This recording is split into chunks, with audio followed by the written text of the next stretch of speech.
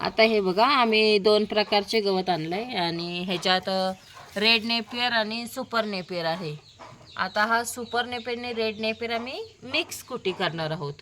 कारण की काय होतं आहे माहिती आहे का, रेड नेपियरला ना कूस असते आणि ही बघा ही अशी कूस असते.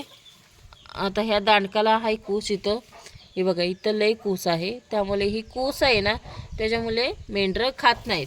आणि ही अशी कूस असते त्या खात नाहीत, त्यामुळे मग आता काय करायचं की ह्याला कुटी, आणि रेड नेपरला कुटीशिवाय पर्याय नाही. कुटी केली ना तरच मेंढरं खातात. मग त्याच्यासाठी कशी आहे ना ती चापकटरची कुटी नाही तर आपली ही जी तुडीची कुटी आहे ते पाहिजे. कारण की मी तुम्हाला आता हे कुटी केल्यावर दाखवते की ह्याचं काहीच शिल्लक राहत नाही. म्हणजे कसं आहे त्याची कूस वगैरे काहीच मेंढरांना त्रास देणार नाही त्यामुळे. आणि हे बघा हा जो आहे तो सुपर नेपेर आहे आणि ही सुपर नेपेरची दांडके बघा केवढी जाड आहेत. हे बघा ही एवढी जाड आहेत ना, हे लाकडासारखी दांडके आहेत. त्यामुळे काय होतं ही मेंढरं खात नाहीत. आणि चाप कटरमध्ये ह्याचे तुकडे एवढे एवढे अर्धा अर्धा इंचीचे पडतात. मग हे जेव्हा तुकडे पडतात ते मेंढरांना चावता येत नाही. चावता येत नाही कसं माहिती का, ही लाकडासारखी आहेत, खूप कडक आहेत, त्यामुळे मेंढरांना चावता येत नाही. म्हणून मग ही जी आम्ही हे बियाण्यासाठी काढले, आम्ही घरचंच बियाणं तयार करतोय त्यामुळे हे बियाण्यासाठी काढलेले आहे. आणि हे एवढी जाड जाड दांडूक बघा, प्रत्येक दांडूक जाड आहे, हा लाकडासारखा आहे, त्यामुळे ही मेंढरं चावू शकत नाहीत. म्हणून ह्याला कुटी करणं खूप गरजेचं आहे. आणि ह्याला जर कुटी केलं ना तर ह्याच्यात आता मी तुम्हाला काल जो भुस्सा दाखवला आहे तो ह्याचाच भुस्सा झालेला होता.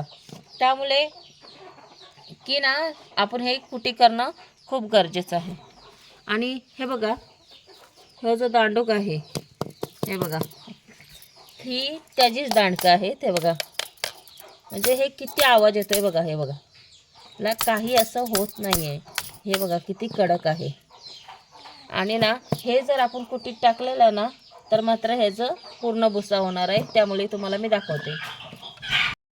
हे बघा ही जी दांडकं आता तुम्हाला मी दाखवली, ही जी दांडकं आहेत ही वेस्ट आहेत.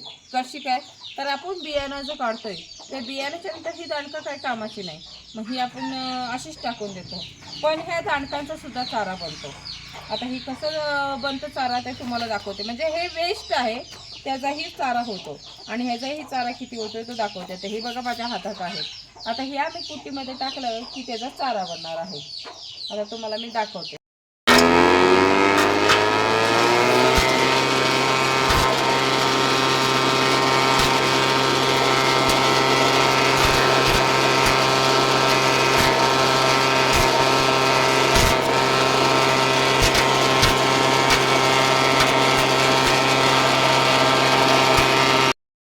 आता बघा हे बघा मी हे दांडके टाकलेले ना त्याचं हे बघा असा भुसा झालेला आहे.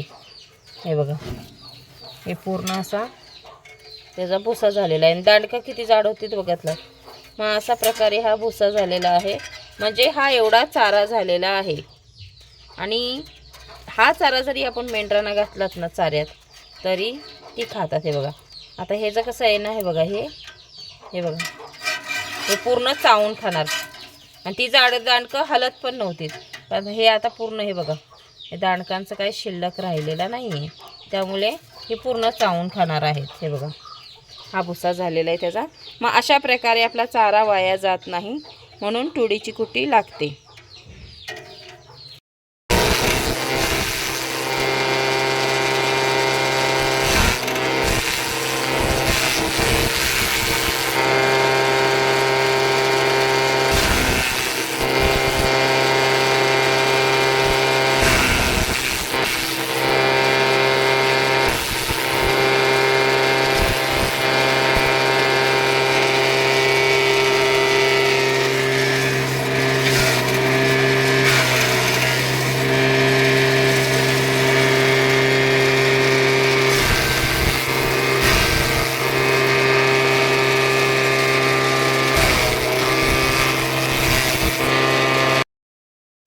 हा बघा हा रेड नेपेरचा,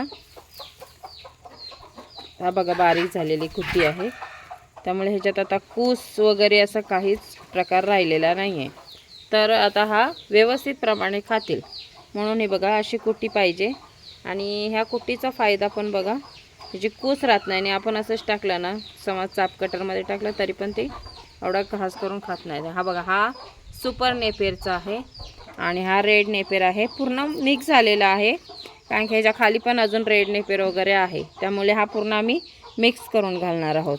आता हा मिक्स केला ना, हे बघा इथं दाखवते, हा मिक्स केला तरी त्यांना ओळखण्यात येत नाही की कुठल्या प्रकारचा चारा आहे. त्यामुळे आपण ह्याच्यात कुठलीही व्हेरायटी टाका चाऱ्याची आणि थोडी थोडी टाकून मिक्स करून दिलात तरी चालतंय.